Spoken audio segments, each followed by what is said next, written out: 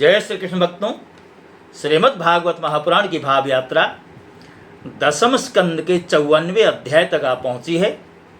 इस अध्याय में शिशुपाल के साथ ही राजाओं की और रुक्मी की हार तथा श्री कृष्ण और रुक्मिणी जी का विवाह प्रसंग दिया गया है। सुखदेव जी कहते हैं, राजन, इस प्रकार कह सुनकर सब के सब राजा क्रोध से आग बबूला हो उठे, क्योंकि उन सभी राजाओं को धता बता करके भगवान ने उन्हीं राजाओं के मध्य से रुक्मिणी जी का हरण जो कर लिया था। अब सब ने भगवान का अपने शस्त्रों अस्त्रों के साथ पीछा किया। अब इधर भगवान के साथ जो यदुवंशियों की जो सेना थी, उसके सेनापतियों ने देखा कि हम पर चढ़ाई करने के लिए शिशुपाल आदि हमारे पीछे पीछे आ रहे हैं, तो यदुवंशी सेनापतियों ने भी अपने धनुष के टंकार किए, अर्थात हम भी तुमसे एक तरह से मुकाबला करने के लिए तैयार हैं। जरासंध की जो सेना थी, उसके कई लोग घोड़े पर थे, कई लोग हाथी पर सवार थे, कई लोग रथ पर चढ़े हुए थे, और वे सभी धनुर्वेद के निष्णात थे, अर्थात उन्हें धनुर्विद्या अच्छी तरह से आती थी और उन्होंने बाणों की वर्षा आरंभ कर दी। और ठीक उसी तरह जिस तरह पहाड़ों पर मूसलाधार वर्षा गिरती है, तो पहाड़ों की कैसे स्थिति होती है, मानो यदुवंशी सेनाओं की भी यही स्थिति होने लगी। अब इधर रुक्मिणी जी ने देखा कि उनके पति श्री कृष्ण की सेना बाणों की वर्षा से ढक गई है, अर्थात जरासंध के द्वारा जो बाणों का प्रहार किया गया है, मानो उस बाण रूपी वर्षा से ढक गई है।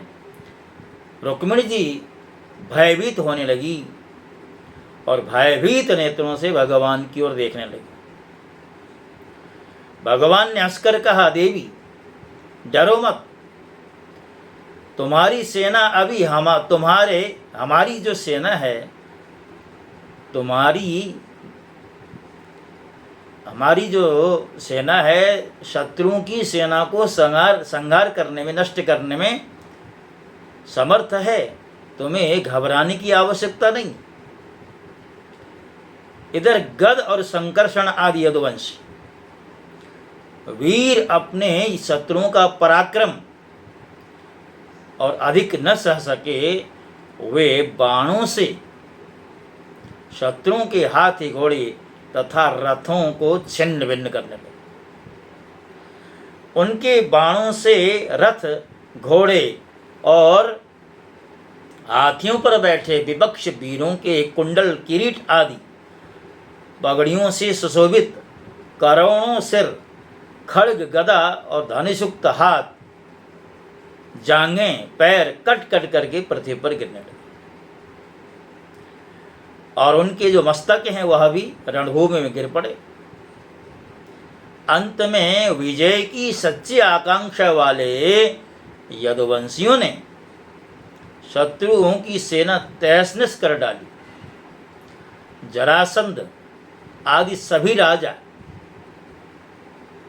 युद्ध से पीठ दिखा करके भाग खड़े हुए। उधर शिशुपाल अपनी भावी पत्नी के छिन जाने के कारण मानो मरणासन्न हो रहा था। न तो उसके हृदय में उत्साह रह गया था और न शरीर पर कांति ही रह गई थी। उसका मुख सुख रहा था। उसके पास जाकर जरासंध कहने लगा, हे शिशुपाल, आप तो एक श्रेष्ठ पुरुष हैं, यह उदासी छोड़िए, क्योंकि राजन कोई भी बात सर्वदा अपने मन के अनुकूल नहीं हो सकती। अनुकूल हो या प्रतिकूल हो, इस संबंध में व्यक्ति को अपने ज्ञान के आधार पर अपने आप को संभाव में स्थित कर देना चाहिए। और यहाँ पर जरासंध जो स्वयं महा अज्ञानी है, प्रयास तो उसने भगवान को जीतने का किया ही था। जब भगवान की सेना के सामने उसकी सेना की दाल नहीं गली तो अब वो ज्ञान बखार रहा है। कह रहा है जैसे कठपुतली बाजीगर के संकेत के अनुसार चलती है, वैसे ही यह जीव भी भगवत इच्छा के अधीन रहकर सुख और दुख के संबंध में यथाशक्ति चेष्टा करता रहता। देखिए, श्री कृष्ण ने मुझे 23 अक्षौणी सेनाओं के साथ 17 बार परास्त कर दिया और मैंने केवल एक बार 18वीं बार उन पर विजय प्राप्त की। यद्यपि वह संपूर्ण विजय तो नहीं थी, किंतु अपनी प्रशंसा में जरासंध कह ही सकता है। किंतु जरासंध कहता है 17 बार की पराजय के पश्चात भी मैं कभी विचलित नहीं हुआ, इसलिए आपको भी इस तरह विचलित नहीं होना चाहिए। अब देखिए, हम लोग जो है बड़े बड़े वीर सेनापतियों के भी नायक हैं, फिर भी इस समय श्री कृष्ण के द्वारा सुरक्षित यदुवंशियों की थोड़ी सी सेना ने हमें हरा दिया। अर्थात ऐसा लगता है कि समय इस समय यदुवंशियों के अनुकूल है। समय एव करोति बलाबलम, व्यक्ति बलवान नहीं होता, अपितु समय की बलवत्ता ही व्यक्ति को बलवान या कमजोर कर देती है। अब यहाँ पर जरासंध कहता है इस बार हमारे शत्रुओं की सेना की विजय हुई है, क्योंकि समय उनके अनुकूल था। कभी हम उन्हें जीत भी सकते हैं। जब मित्रों ने इस प्रकार शिशुपाल को समझाया तो शिशुपाल अपनी राजधानी को लौट आया और उसके जो मित्र राजा थे उसका साथ देने के लिए वो सब के सब अपने नगर को चल दिए।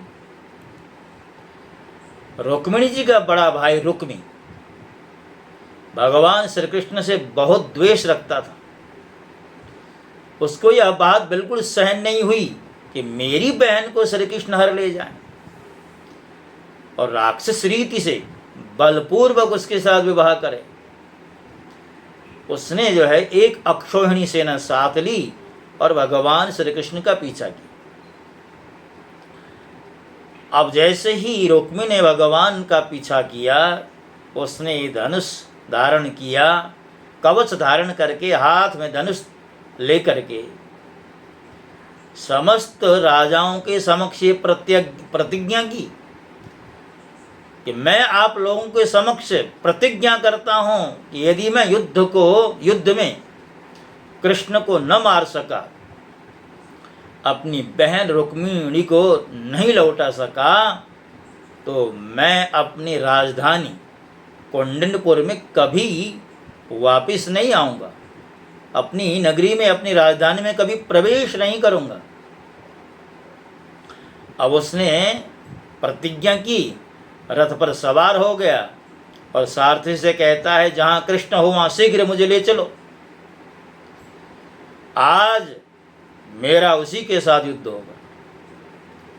आज मैं अपने तीखे बाणों से खोटी बुद्धि वाले ग्वालों के बलवीर्य का घमंड चूर चूर कर दूंगा।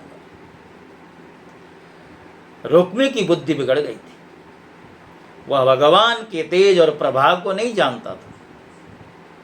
इसी से इस प्रकार बहक बहक करके बातें करता हुआ एक ही रथ से श्री कृष्ण के पास पहुंचकर ललकारने लगा। कहता खड़ा रह। उसने अपने धनुष को बलपूर्वक खींच कर भगवान श्री कृष्ण को 3 बाणों से प्रहार किया है और कहता है एक क्षण मेरे सामने ठहर। अरे यदुवंशियों के कुल कलंक, जैसे कौआ होम की सामग्री चुरा कर भागा जा रहा हो, ऐसे ही तू भी मेरी बहन को चुरा करके भाग के जा रहा है। मैं तेरे अभिमान को अभी दूर करता हूँ, चूर करता हूँ। अब यहाँ पर रुक्मी कहता है कि जब तक मेरे बाण तुझे धरती पर सुला नहीं देते उसके पहले ही इस बच्ची को छोड़कर भाग जा। रुक्मी की बात भगवान ने सुनी तो भगवान ने रुक्मी के द्वारा प्रयुक्त बाणों को अपने बाणों से काट डाला और काट के रूप में 6 बाणों का संधान। भगवान ने 8 बाण उसके 4 घोड़ों पर और 2 सारथी पर छोड़े। 3 बाणों से उसके रथ की ध्वजा को काट दिया।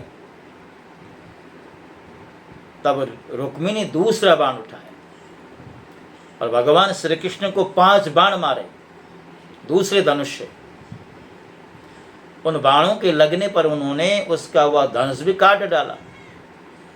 रुक्मी ने इसके बाद एक और धनुष लिया, परंतु हाथ में लेते लेते भगवान अच्युत ने, भगवान श्री कृष्ण ने उस धनुष को भी काट डाला।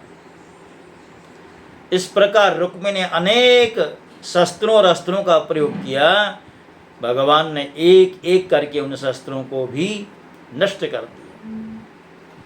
रुक्मी ने सोचा बाण काट डाले, धनुष किसी काम के नहीं रहे, तो हाथ में तलवार लेकर के भगवान को मार डालने की इच्छा से निकला। और भगवान ने जैसे ही देखा रुक्मी मुझ पर चोट करना चाहता है, तो भगवान ने बाणों से उसकी ढाल और तलवार को काट डाला, समाप्त कर डाला। जब रुक्मिणी जी ने देखा ये तो हमारे भाई को अब मार ही डालना चाहते, तब वे भय से विह्वल हो गई और अपने प्रियतम पति भगवान श्री कृष्ण के चरणों पर गिर पड़ी।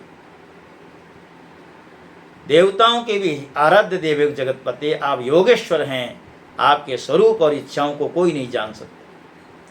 आप परम बलवान हैं, परंतु कल्याण रूप भी तो हैं। आप मेरे भैया को मत मारिए, यह आपके योग्य कार्य नहीं।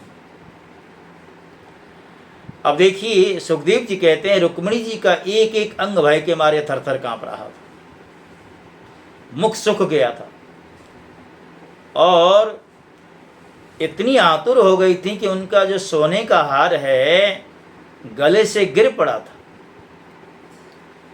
भगवान ने उन्हें भयभीत देखकर करुणा से द्रवित होकर के रुक्मी को मार डालने का जो विचार है वो छोड़ दिया। फिर भी रुक्मी उनकी अनिष्ट की चेष्टा से विमुख नहीं हुआ। भगवान श्री कृष्ण ने उसको उसी के दुपट्टे से बांध दिया और उसकी दाढ़ी, मूछ तथा केश कई जगह से मोड़कर उसे कुरूप बना दिया। तब तक यदुवंशी वीरों ने शत्रु की अद्भुत सेना को तहस नहस कर डाला। ठीक वैसे ही जैसे हाथी कमल वन को नष्ट कर देता है। फिर वे लोग इधर से लौटकर श्री कृष्ण के पास आए, देखा कि रुक्मी दुपट्टे से बंधा है, अधमरी अवस्था में पड़ा हुआ है। उसे देखकर बलराम जी को बड़ी दया आई और उन्होंने उसके बंधन खोलकर उसे छोड़ दिया और भगवान श्री कृष्ण से कहने लगे, कृष्ण तुमने अच्छा नहीं किया, यह निंदित कार्य हम लोगों के योग्य नहीं।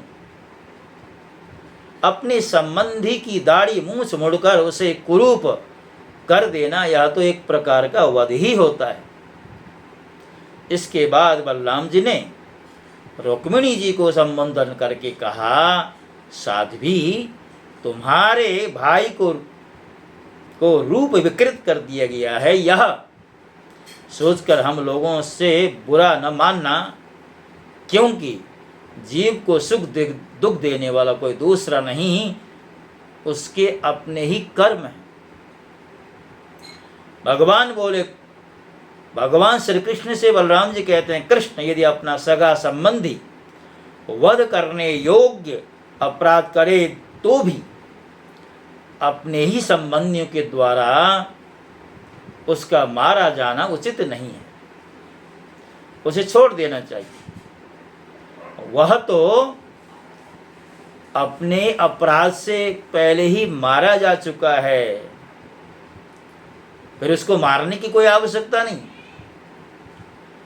बलराम जी रुक्मिणी जी से पुनः कहते हैं, साध्वी, ब्रह्मा जी ने क्षत्रियों का धर्म ही ऐसा बना दिया है कि सगा भाई भी अपने भाई को मार डालता है, इसलिए वो यह क्षात्र धर्म अत्यंत घोर है। इसके पश्चात श्री कृष्ण से बोले, भाई कृष्ण, यह ठीक है कि जो लोग धन के नशे में अंधे हो जाते हैं या अभिमानी हो जाते हैं, वे राज्य, पृथ्वी, पैसा, स्त्री, मान, तेज अथवा किसी और कारण से अपने बंधुओं का भी तिरस्कार कर दिया करते। बलराम जी रुक्मिणी जी से कहते हैं, साध्वी, तुम्हारे भाई बंधु समस्त प्राणियों के प्रति दुर्भाव रखते हैं, हमने उनके मंगल के लिए ही दंड का विधान किया। जो लोग भगवान की माया से मोहित होकर देह को ही आत्मा मान बैठते हैं, उन्हीं को ऐसा आत्ममोह होता है कि यह मित्र है या शत्रु है या उदासीन है, यह शरीर आदि और अंत वाला है। पंचभूत, पंच प्राण, तन, मात्रा और त्रिगुण ही इसका स्वरूप है। आत्मा से, उसके अज्ञान से इसकी कल्पना हुई है, और वह कल्पित शरीर ही जो उसे मैं समझता है, उसको जन्म मृत्यु के चक्कर में डालता है। तो यहाँ पर बलराम जी ने अनेक तरह की ज्ञान भरी बातों से मानो रुक्मिणी जी को आश्वस्त किया, क्योंकि रुक्मी को जो दंड दिया गया था, भले ही प्रत्यक्ष विरोध न कर सकती हूँ, किंतु अंदर से अपने भाई का जो स्वरूप बना दिया भगवान ने, उसको लेकर के तो पीड़ा अवश्य हुई होगी। तो यहाँ पर बलराम जी ने रुक्मिणी जी को सम्यक ज्ञान प्रदान किया है। सुखदेव जी कहते हैं, राजन, जब बलराम जी ने इस प्रकार समझाया, तब परम सुंदरी रुक्मिणी जी ने अपने मन का मैल मिटाकर विवेक बुद्धि से उसका समाधान किया। रुक्मी की सेना और उसके तेज का नाश हो चुका था, केवल प्राण बचे हुए थे रुक्मी के। उसके चित्त की सारी अभिलाषाएं व्यर्थ हो गई थी, और शत्रुओं ने अपमानित करके उसे छोड़ दिया। उसे अपने विरूप किए जाने की कष्टदायक स्मृति बनी रहती थी। उसने अपने रहने के लिए मार्ग में ही भोजकट नाम का एक नगर बसा डाला, और वहीं पर वह रहने लगा। और तब भी उसके मन में यही प्रतिज्ञा का भाव रहता था, जब तक कृष्ण से बदला न लूं, जब तक अपनी छोटी बहन को कृष्ण से छीन करके वापस न प्राप्त कर लूं, तब तक मैं कुंडिनपुर नहीं जाऊं। सुखदेव जी कहते हैं, राजन, भगवान श्री कृष्ण ने इस प्रकार सब राजाओं को जीत लिया और विदर्भ राजकुमारी रुक्मिणी जी को द्वारका में लाकर विधि पूर्वक उनके संग पानी ग्रहण किया है। वहां के सभी नरनारी मणियों की चमकीली कुंडल धारण किए हुए थे। उन्होंने आनंद से भरकर चित्र विचित्र वस्त्र धारण किए हुए थे। तो ऐसे ही जन समूह के अपनों के बीच में भगवान का वो दिव्य पाणी ग्रहण संस्कार जो है, महोत्सव, बहुत ही आनंद पूर्वक संपन्न हुआ है। जहाँ तक द्वारका की बात है, वह भी अपूर्व सुंदर दिखाई दे रही थी। अब देखिए, अंत में सुखदेव जी कहते हैं, राजन, भगवती लक्ष्मी जी को रुक्मिणी के रूप में साक्षात लक्ष्मीपति भगवान श्री कृष्ण के साथ देखकर द्वारकावासी नर नारियों को परम आनंद हुआ। तो भक्तों, इसी के साथ साथ इस अध्याय की जो श्रृंखला आपके समक्ष प्रस्तुत की है, उसे हम विश्राम देते हैं। और जैसा कि हम आपसे बार बार निवेदन करते रहे हैं, हमारा यही प्रयास है कि भाव के रूप में ही सही श्रीमद् भागवत को आद्योपांत आपके समक्ष रख सकें, और इस दिशा में हमारी यात्रा धीरे ही सही किंतु निरंतर आगे बढ़ रही है। अब श्रीमद् भागवत के 10वें स्कंद के 54वें अध्याय को हमने पार कर लिया है। अब 10वें स्कंद के कुछ अध्याय 11वां और 12वां स्कंद, यही एक तरह से प्रसंग शेष रह जाते हैं। और भगवान की कृपा हुई तो ये शेष जो स्कंद या अध्याय हैं वो भी आपके समक्ष रखे जाएंगे। अगली श्रृंखला तक के लिए आपसे विदा होता हूँ। जय श्री कृष्ण। ओम नमो भगवते वासुदेवाय।